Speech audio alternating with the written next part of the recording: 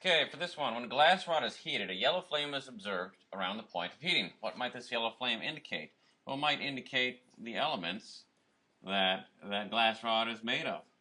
Why is it observed when it's heated? Well, you're adding energy, right? You're adding energy right into those electrons. So the electrons jump up and they fall back down.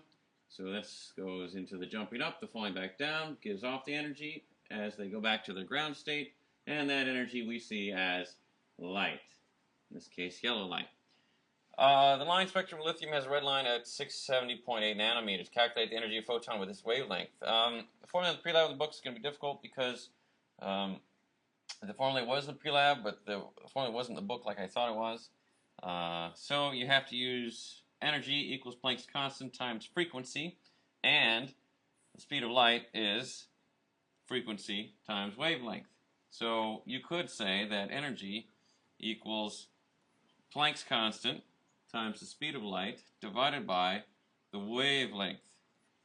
Alright, so we can look up Planck's constant is 6.626 times 10 to the negative 34 joules seconds, and then we're going to multiply that by the speed of light, which is 3.0 times 10 to the 9th meters per second, and divide that whole thing by the wavelength that I gave you, 670.8 times 10 to the negative 9 meters. And if you do the math, you should find that the answer will be E equals 2.96 times 10 to the negative 18th joules. And you say, you know, that's really not very much energy at all.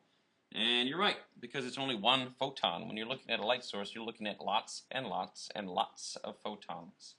And yet, there's not a lot of energy there. 3. What other equipment could you use in this investigation if burners are not available? You could use anything that gives energy to the electrons. So whether it's using electricity or a candle or anything that's giving extra energy to it. How do you think metallic salts are used in fireworks? They're used for the color. So different metal added to the chemical will give it a different color. So copper for green, lithium for red, sodium for orange, and so on.